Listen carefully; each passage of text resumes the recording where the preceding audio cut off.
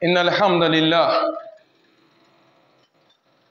نحمده حمدا كثيرا طيبا مباركا فيه، ونستعينه ونستغفره ونتوب إليه، ومن شرور أنفسنا وسيئات أعمالنا من يهده الله فهو المهتد، ومن يضلل فلن تجد له وليا مرشدا. وأشهد أن لا إله إلا الله ولي الصالحين القائل في كتابه الكريم: ولقد كرمنا بني آدم وحملناهم في البر والبحر. وقال: لقد خلقنا الإنسان في أحسن التقويم.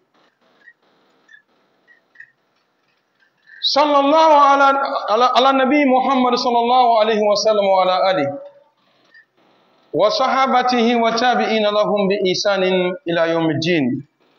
وبعد، عباد الله، أوصيكم وأوصي نفسي بتقوى الله عز وجل.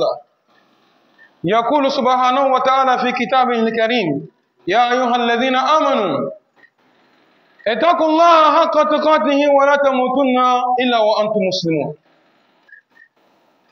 يا أيها الناس اتقوا ربكم الذي خلقكم من نفس واحدة وخلق منها زوجها وبث منهما رجالا كثيرا ونساء، واتقوا الله الذي تساءلون به والأرحام إن الله كان عليكم رقيبا. يا أيها الذين آمنوا اتقوا الله وقولوا قولا سديدا يصلح لكم أعمالكم ويغفر لكم ذنوبكم، ومن يطع الله ورسوله فقد فاز فوزا عظيما. وبعد أيضا، toutes les louanges appartiennent à Allah subhanahu wa ta'ala, le Seigneur des mondes, le tout miséricordieux, le clément. Le salut d'Allah sur le prophète Mohammed sallallahu alayhi wa sallam, sur ses nobles compagnons, ceux qui ont suivi et ceux qui suivent, ceux qui suivront la droiture jusqu'au jour de la résurrection.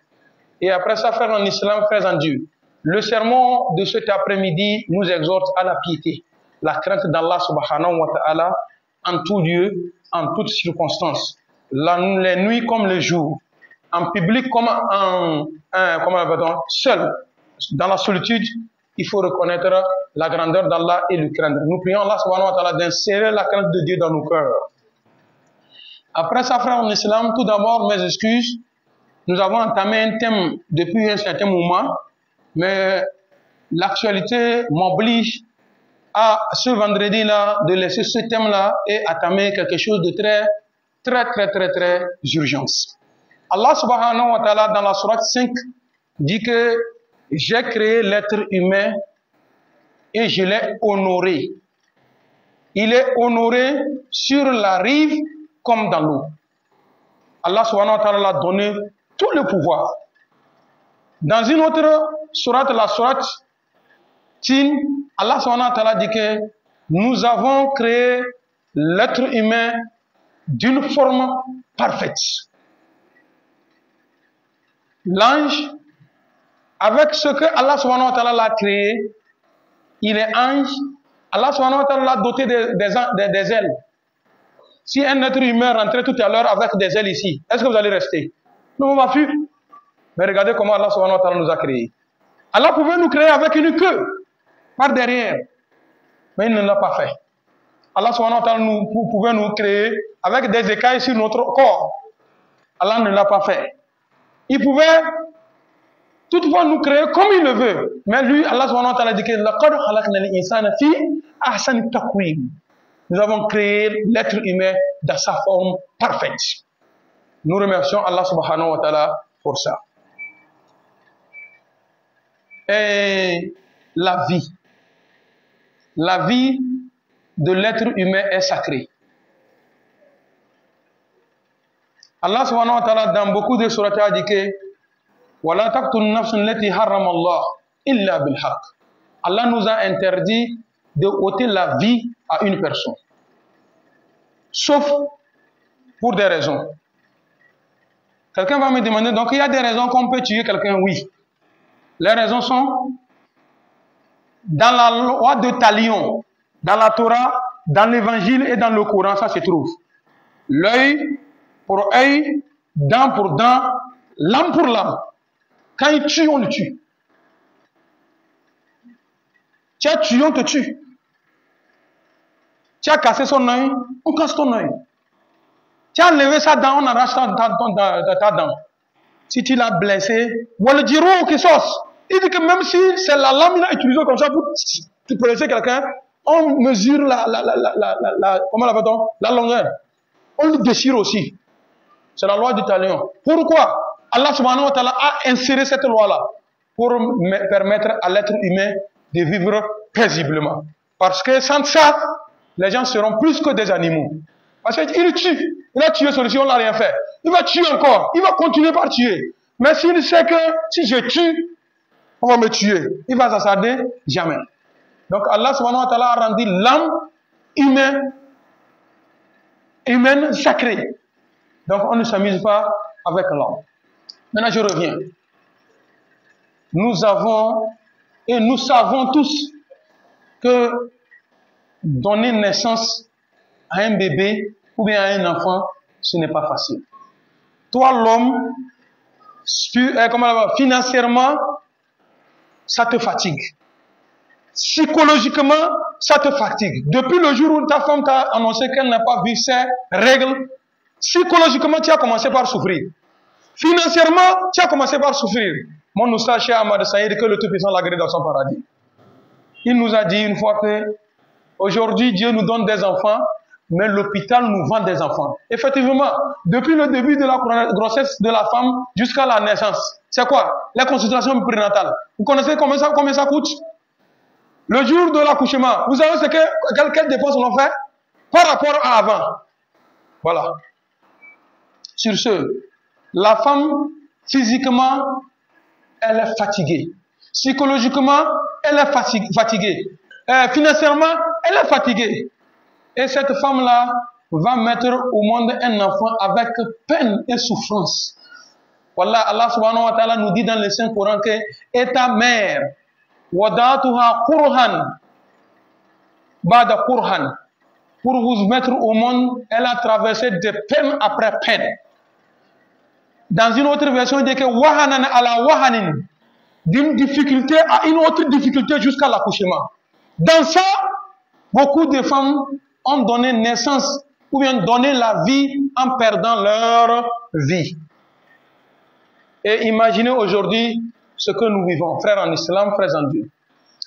L'islam nous a donné certaines autorisations, c'est permis. Ce que nous appelons par l'insuffisance rénale. Quand quelqu'un a des problèmes de rein et qu'il y a une personne compatible qui peut lui donner un de ses reins et que ça n'agit pas sur lui, l'islam a autorisé qu'il le fasse pour sauver la vie. Le cœur, il y a ce qu'on appelle la transplantation du cœur. Quelqu'un qui est mourant, il peut donner le feu vert. Après ma mort, vous pouvez enlever mon cœur, donner à celui-là qui est souffrant et qui est encore vivant. S'il trouve un cœur, il peut encore vivre longtemps. Faites arracher mon cœur pour le transplanter. L'islam l'autorise. Et maintenant, nous arrivons au don de sang. Donner le sang en islam. C'est comment? Parce qu'il y a l'ignorance aussi qui compte. Beaucoup de personnes croient qu'aller donner le sang, l'islam n'a pas autorisé. L'islam nous a donné cette autorisation-là. Si nous avons un sang qui peut être utilisé pour une autre personne et lui sauver la vie, l'islam l'a autorisé. L'islam l'autorise. On peut donner son sang pour sauver une autre vie. Bon, aujourd'hui, allez-y dans des hôpitaux, surtout dans le Grand Nord ici. Allez-y remarquer dans des pédiatries et dans des hôpitaux ce qui se passe là-bas.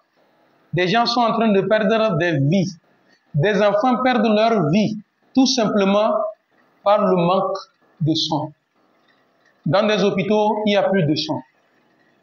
Je dis actuellement où je vous parle là, il n'y a pas de sang dans les hôpitaux. Ça fait pitié. La femme là qui a accouché de son enfant avec souffrance et consort, elle tient son enfant comme ça, le bébé dans la main. Elle regarde la face de l'enfant. Jusqu'à l'enfant va rendre l'âme, tout simplement parce qu'il n'y a pas le sang pour donner à cet enfant-là, il va partir. Le blanc a tout essayé. S'il peut fabriquer un médicament qui peut remplacer le sang, tous les médecins et docteurs sont unanimes que c'est impossible. Il faut le sang humain pour un être humain. C'est impossible. Si c'était possible, on n'a plus besoin de venir crier sur vous. Vous demandez d'aller le faire. Non. C'est impossible. Il faut le sang humain pour un être humain. Si on pouvait tuer un animal, enlever son sang et donner à un être humain, est-ce qu'il y a un problème? Mais le sang humain pour un être humain. Le temps me menace. Une année, je suis allé à la pédiatrie pour saluer un malade. J'ai trouvé une femme qui était assise, les larmes aux yeux. Pendant il y a quoi? Il dit que l'enfant est malade, on dit il y a le manque de sang. Voilà l'argent, il n'y a pas les poches à l'hôpital où on laisse le sang, il n'y a pas. Ouais, le papa de l'enfant, le papa est décédé il y a longtemps. Il n'y a pas un membre de la famille ici, il dit non. D'où viens-tu? Il dit, je viens d'un village de 50C. Voilà, madame, j'arrive. Je vais saluer celui-ci. Celui qui je suis parti pour saluer, c'est un grand frère. C'est son enfant qui est malade. Arrivé, lui aussi, il est assis, la main au menton. Il y a quoi? Il dit que son enfant manque de sang. Entre un ami et un frère, le choix est facile. Qui je vais donner entre les deux? Si c'est toi, qui tu vas donner? C'est pourquoi je dis qu'entre un frère et un ami, le choix est facile. L'adage de Mobutu Sese Seko. À la sortie, la dame là est assise, l'enfant qui a déjà rendu l'âme. Tout ceci là, c'est chaque jour, c'est ce qui se passe. Et les gens sont en train de vivre et la vie continue. Ça ne nous dit rien. Pourtant, Allah subhanahu wa ta'ala dit que quiconque sauve une seule vie, c'est comme il a sauvé toute l'humanité. Celui qui a sauvé une seule vie, وَمَنْ أَحْيَاهَا فَكَأَنَّمَا أَحْيَا النَّاسَ جَمِيعًا. C'est comme il a sauvé toute l'humanité en sauvant une vie. Mes frères, chers frères en islam, ce n'est pas seulement les enfants. Il y a des cas, tels l'accouchement. La femme peut accoucher d'un bébé tout à l'heure et on remarque qu'il y a un manquement de sang. Il faut remplacer le sang. Il n'y a pas le sang. Elle va rendre l'âme. Elle a donné la vie en perdant sa vie. Il y a des gens qui vont subir des interventions chirurgicales. On arrive à l'hôpital, on dit il n'y a pas le sang. Il faut le sang. Il n'y a pas le sang, on attend le sang. La maladie s'aggrave. Peut-être en attendant le sang, la personne rend l'âme. Alors que nous sommes là, nous promenons. Nous pouvons sauver des vies. Nous ne le faisons pas. Par ignorance, ou par négligence, ou par passion. Il y a des accidentés. Après un accident grave, une personne a besoin du sang. On regarde dans tout l'hôpital, il n'y a pas de stockage de sang. Il va crier comme ça, jusqu'à rendre l'âme. Et la vie continue. Aujourd'hui, c'est lui. Mais demain, c'est qui? Alors que je pouvais tout à l'heure sauver une vie. Nous pouvons sauver des vies. Arrêtons de penser ce que les gens disent. Toujours, les gens ont dit que dans des hôpitaux, il y a des docteurs qui vendent du sang humain pour des gens de secte, etc., etc., etc. C'est les autres dit seulement. Mais jamais quelqu'un a attrapé le volant dans le sac. Jamais. C'est les gens dit. On a dit, on a dit. Et tout le monde maintenant a refusé. Je ne donne pas mon sang pour qu'on prenne donner dans des sectes. Fils Abilillah. Tu as formulé une bonne intention à cause d'Allah subhanahu wa ta'ala. Je vais sauver une vie.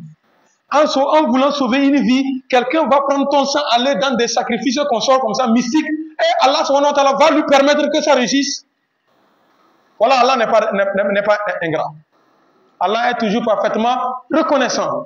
Wallahu shakirun alim. Allah dit qu'il est reconnaissant et il connaît tout ce que chacun fait. Et je me suis renseigné, est-ce que c'est possible que quelqu'un prenne le sang dans le stockage des sangs là-bas à l'hôpital qui a déjà fait 3 mois, 4 mois pour rentrer dans les choses mystiques et ça marche? Ceux-là qui font les choses mystérieuses et ceux qui ont la connaissance des choses mystiques. Ils m'ont dit que, wallahi, pour les choses mystiques, c'est pourquoi beaucoup de personnes font ça ne marche pas. Parce qu'ils amènent ce qu'on n'amène pas. Ça ne marche pas, ça ne doit pas marcher. Pour les choses mystiques, il faut ça chaud. Pour ceux-là qui font, vous regardez dans les portables et dans les télé, vous ne voyez pas comment ils agissent. Ils attrapent quelqu'un vivant, on ne le tue pas, il est vivant comme ça, on enlève son sang, chaud, pour aller travailler avec. Voilà, c'est ce qui se passe pour les choses mystiques. Donc, enlevez ceci là dans vos cœurs. Allez sauver des vies. Pourtant, il y a d'autres qui disent que non, le sang que nous donnons le plus souvent est revendu par les médecins et les docteurs. Non, ce n'est pas revendu. Ce qu'on nous donne comme participation, 8 000 là, ce n'est pas à 8 000 qu'on vend le sang. Hein. Pour enlever le sang, prélever le sang et traiter, et connaître le groupe sanguin, traiter, connaître tout ceci, là, les analyses, tout ceci, c'est à 55 000 pour une poche. C'est l'État qui a subventionné et on nous dit que quand quelqu'un vient pour prendre une poche de sang, il n'a qu'à poser 8 500 participation. Sinon, si c'est toi-même qui veux aller, allez-y vous renseigner. C'est impossible. Donc, un peu rapidement, nous sommes talonnés par le temps. Je vais revenir en donnant quelques avantages du don de sang. Nous avons des avantages quand nous donnons le sang. D'abord, il a dit que quiconque a l'habitude de donner le sang et suivre les règlements qu'on donne pour le donneur, après avoir donné du sang, vous avez des nouvelles tissus qui se créent dans l'organisme de l'être humain, du donneur. 1. De 2, ça permet maintenant de combattre contre certaines maladies. Le corps même fabrique le fer dont l'organisme a besoin. À un moment donné, le taux du fer augmente. Mais en donnant le sang de temps à autre, Inch'Allah, ça diminue le taux du sang dans l'organisme de l'être humain. Et ça aide aussi à éviter l'arrêt cardiaque chez chacun d'entre nous. Il y a beaucoup de choses. Rentrez dans des recherches. C'est pourquoi ce que je vous dis, je n'ai pas dit on m'a dit. Je vous dis ce que j'ai lu et j'ai vu. On ne m'a pas dit. C'est ce que j'ai vu. Et quand vous avez pris l'initiative de donner le sang, d'abord, ça vous permet de connaître votre statut. Le statut de votre santé, c'est comment? Au premier abord, quand vous allez pour donner le sang, on ne peut pas prendre votre sang en même temps pour donner à quelqu'un. Il faut d'abord passer par des analyses, le traitement et consort. Parmi certaines analyses que je peux citer ici, il y a d'abord les analyses sur le VIH-Sida, que les gens ne parlent plus de ça. Il y a l'hépatite. Et aujourd'hui, vous savez que l'hépatite est plus grave que le sida. Le rage que l'hépatite fait, ce n'est pas petit. Et heureusement, si vous êtes allé et qu'on remarque que vous l'avez, si c'est ce début, l'on pouvait tout à l'heure commencer des traitements et le tuer. Mais vous restez comme ça, quand ça va s'aggraver, il n'y a plus de solution. Voici.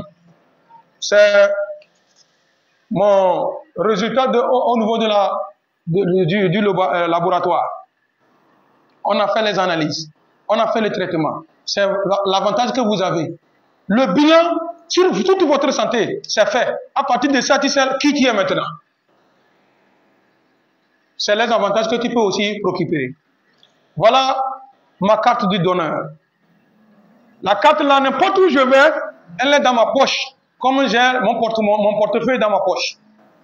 En cas de cas, si on ne le souhaite pas, si un membre de famille tombe malade et qu'il a besoin du sang, et qu'à l'hôpital, il ne reste qu'une seule poche de sang, et qu'il y a 1000 personnes qui attendent cette poche-là, Moi, je viens présenter ma carte, on me privilège sur tout le monde.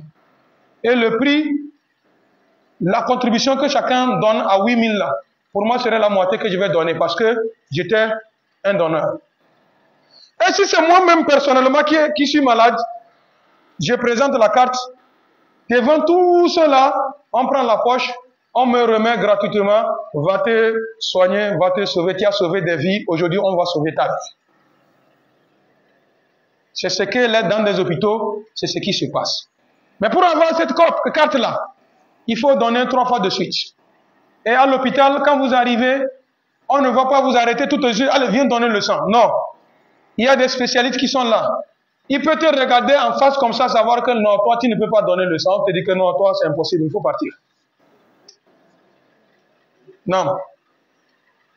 Toi, tu ne peux pas donner. Si tu donnes, ça peut agir sur ton organisme. Ou bien ton sang, là, c'est inutile. Même si on prélève là, c'est pour aller jeter. Donc, il faut garder ton sang comme ça et continuer ta vie. C'est comme ça, ça se passe. Donc, les frères en islam, il y a beaucoup de choses. Et j'ai beaucoup abusé de votre temps, vous m'excusez pour ça, parce que c'est très urgent. Sauvons tous des vies. Nous sommes capables de le faire. Aujourd'hui, vous avez sauvé la vie de quelqu'un. Demain, Dieu va sauver votre vie. Il y avait une année, il y avait une association là qui faisait santé mutuelle, ou bien mutuelle de santé. Vous contribuez, il y a une carte qu'on vous donne, vous cotisez. Donc, quand un membre de famille est malade, vous pouvez prendre le carnet par lequel vous cotisez là, arriver à l'hôpital, on peut vous faire des réductions sur les produits. Donc, j'ai commencé par faire cette cotisation-là. Première année, je l'ai faite. Et bizarrement, toute la famille, il y a personne qui est tombé malade. Deuxième année, j'ai cotisé encore. Personne n'est tombé malade. Voilà, regardez Satan. Il vient me dire, chaque temps tu cotises et puis quelqu'un ne tombe pas malade, il ne laisse pas. La même année, j'ai refusé de cotiser. C'est l'année là que mon genou a démarré. Il n'y a pas carnet de cotisation. Quand j'ai fini de me traiter, madame est malade. J'ai fini, madame, l'enfant est malade. J'étais là, je suis assis, je dis, voilà. Et puis, regardez, quand il fait un geste humanitaire, fils sabilillah, c'est pas automatiquement que c'est le sang que Allah subhanahu wa ta'ala va laisser un jour, on va te donner. Allah subhanahu wa ta'ala, à la place de la maladie maintenant, Allah subhanahu wa ta'ala te donne la santé. Chaque temps, toi, tu avances, tu es en bonne santé. Regardez, les 2 années là, Allah subhanahu wa ta'ala a pris pour nous donner la santé avec la cotisation que j'ai faite. La 3e année que je veux montrer que je suis intelligent, Allah subhanahu wa ta'ala est plus intelligent que moi. Donc les frères, vous pouvez le faire. Inch'Allah, j'ai invité un membre parmi les médecins. Après la prière de Jumu'ah, Inch'Allah, il va se présenter ici et il va nous parler un peu quelque chose. Ceux qui ont des renseignements ou bien ceux qui sont partants, Inch'Allah, vous pouvez prendre en même temps contact et on donne. Et le don de sang, ça se fait de lundi jusqu'à samedi. Mais samedi, ils font demi-journée. C'est seulement le dimanche qu'ils ne donnent pas. Lundi jusqu'à samedi, demi-journée. Au CHR ici, voilà, c'est facile, ça se fait. Et Inch'Allah, quand vous vous portez volontaire d'aller, on vous donne votre moyen de déplacement. Et il y a quelque chose qu'on peut vous soutenir avec pour compenser ce que vous venez de donner. Et puis, c'est pas que ça va prendre beaucoup de temps pour que ça puisse revenir votre sang là. Le même jour, vous pouvez tout remplacer. Sabitna al-iman. Mutawafana ma al-abrar. Ya zal jalal wal ikram. Allahumma zil islam wal muslimina wa azil ash-shirk wal mushrikin wa dammir a'daka wa dana a'da ad-din. Allahumma fakina fi din wa alimna tawil. Allahumma allimna ma yanfa'una wa anfa'na bima 'allamtana. اللهم زدنا ولا تنقصنا اللهم انصرنا ولا تنصر علينا اللهم يا ربنا من أراد بنا سوء بأهلنا سوء وبأمة المسلمين سوء اللهم رد كيدهم في نارهم ودمرهم تدميرا اللهم يا ربنا اشف مرضانا ومرضى المسلمين اللهم اشف مرضانا ومرضى المسلمين اللهم اشف مرضانا ومرضى المسلمين اللهم اغفر جميع موتى المسلمين الذين شهدوا لك بالوحدانية ولنبيك بالرسالة وماتوا على ذلك وصلى اللهم على سيدنا محمد صلى الله عليه وسلم وعلى آله وصحبه الأخيار وسلم تسليما كثيرا سبحان ربك رب العزة عما يصفون والسلام على المرسلين والحمد لله رب العالمين.